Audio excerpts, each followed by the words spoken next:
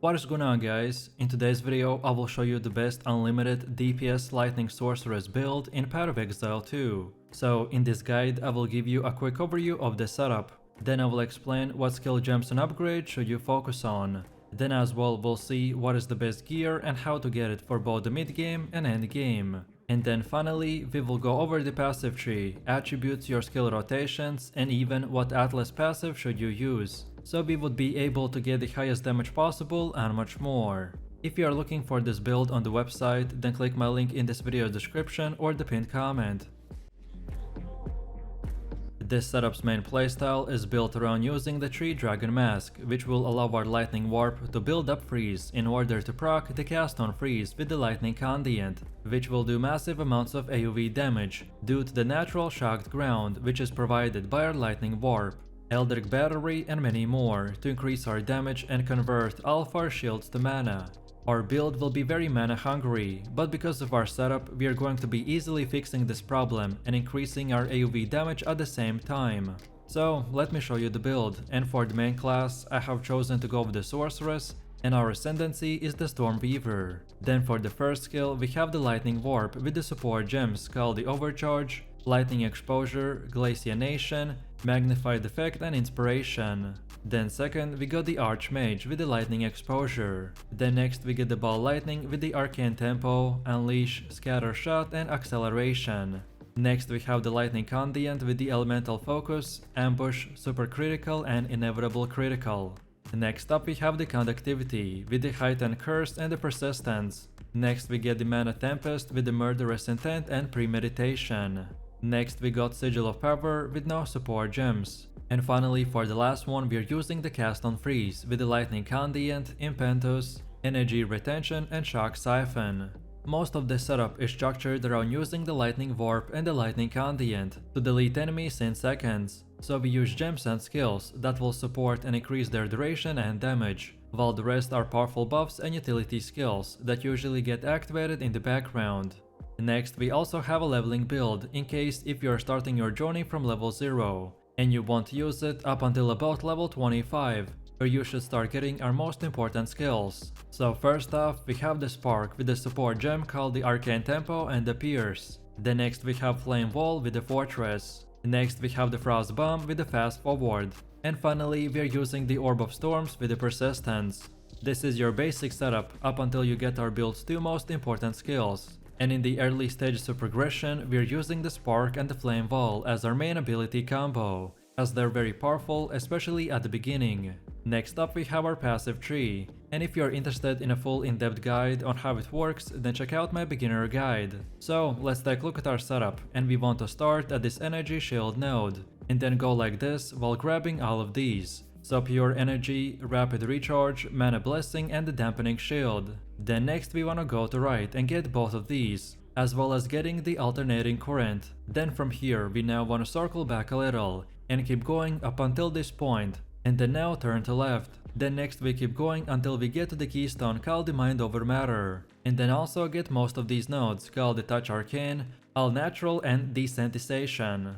Next we wanna circle back a little to the point where we left off last time, and now again keep going until we get to the end, and now go to right. And then from here we can just unlock all the other nodes in whatever order you prefer. All of these nodes that we got are very useful, but the ones I mentioned have the top priority, as they're the most important to acquire early on in the game, to make our build functional, and then in the late game to make it even more powerful. Also, as far as attributes go, you just simply want to fulfill your attribute requirements to gear and skill gems, and then after that spend the rest of your leftover attributes into more intelligence. And on top of this, if you're talking about the spirit, then for this build to work we will need at least 160, and you can get easy 60 spirit from the Oak Sworn or just any other basic 60 spirit chest piece. Also, if you're wondering about the jewels, then you will need at least one with a 2% mana on kill, and then the other jewels would be with stats like the max energy shield, magnitude of elements, and freeze buildup. However, the element is better because it affects both your shock and your lightning exposure. And then now let's go all the way to the middle again, and for our Ascendancy build this is what we have. So at the beginning you want to unlock the Strike twice, Then second, get the Constant Gale. Then third, now we want to get the Force of Will. And then finally, for the last one, we want the Scoring Winds. In PoE2, earning skill points take a lot of hard work, so it will be very smart not to spend your points recklessly. Of course, you can refund your passive points later, but only at a cost, so following a specific setup is extremely useful. If you are following this build, then make sure to not to deviate from it, as some of the decisions that I made might not make sense at first, but is going to pay off later. So feel free to use the exact same path as I have right here, and don't forget to check this video's description to find the link for this website, and this should make it easier for you to follow the tree. Next up we have our Atlas passives, and the general idea behind this is to aim for bonus passives that spawn a lot of grouped up monsters, such as in expeditions or in rituals. So when we start, we wanna first of all go to the right side and get all of these nodes, and then keep going down until you get to this keystone called the Deadly Evolution. Then from here we circle back a little, and this time keep going up until we get to the second keystone called the Unstable Energies. And then from this point and onwards, you can unlock the rest of the nodes in whatever order you prefer. But then on top of this, we also have more passives. Which order you unlock them doesn't really matter, so again it's up to you. So this is how it should look like for the ritual. Then next we have the Delirium. Then third we have the bosses, and then on top of that we have the pinnacle bosses. Then next we also have our expedition setup, and then finally our breach setup. Next we have our gear. The weapon of our choice is the Attuned Wand with the mana drain, and for bonus stats we want increased spell damage, max mana, more levels to lightning spells, increased mana regen, and gain mana per every kill. Also, we get an offhand called the Advanced Crystal Focus with the Energy Shield, and for more we need increased spell damage, fire and cold resistance. Then for the helmet we have the 3 dragons with the Evasion and Energy Shield. As I previously said, to achieve the highest DPS you will need this item, as his special ability is that now lightning damage from hits will contribute to the freeze, in order to proc our cast on freeze with the Lightning Condiant. At the start, this item of course is not required, but if you wanna deal insane amount of damage like you saw from the gameplay, then you will definitely wanna acquire it as soon as possible. Then for the chest we have the Expert's Hexer's Robe with the Energy Shield. And for more we want even more Energy Shield, max life, intelligence and fire resistance. Then for the belt we have the Plate Belt with armor. And for more we want even more armor, max life, chaos and cold resistance. Getting just one item with a little bit of armor will help a lot with the damage mitigation.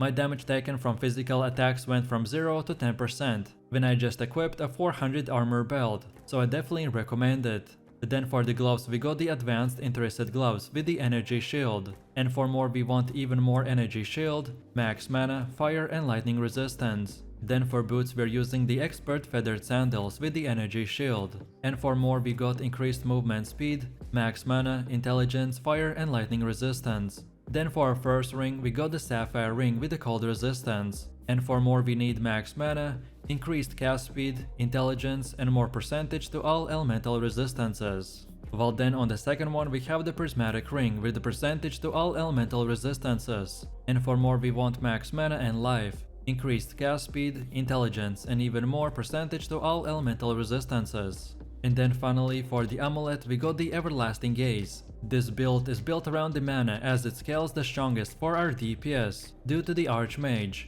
So again, this amulet is the best in slot but not required. At the endgame you might run into a mana problem if you're low geared, but if you wanna infinitely cast the lightning without even losing mana, then this is the item for you.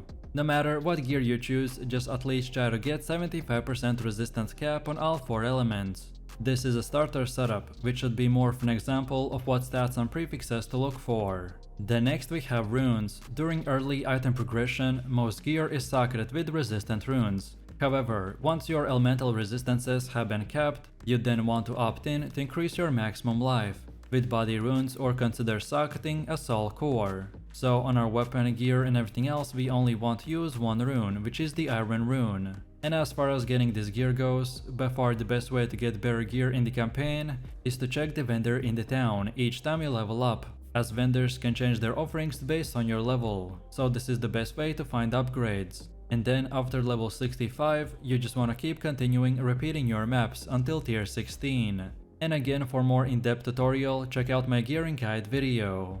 Then on top of this, we need to quickly look into the charms. Charms are incredibly useful, as by having the right one equipped at the right time can save you from dying. If you are struggling with certain bosses, then look into what damage type they are using, and then use that specific charm to increase your resistance. For me personally, I like to use the Taving charm for when I become frozen, then also the Stone charm for stunts, and then finally the Amethyst charm for chaos damage. But as I said, which one you choose will entirely depend on the enemies that you're fighting, so feel free to experiment and mix and match.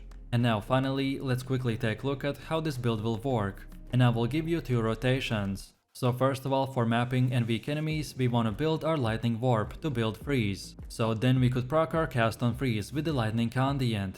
And therefore, our quick spammy rotation is just to use the Lightning Warp and the Ball Lightning, or perhaps the Lightning Condiant.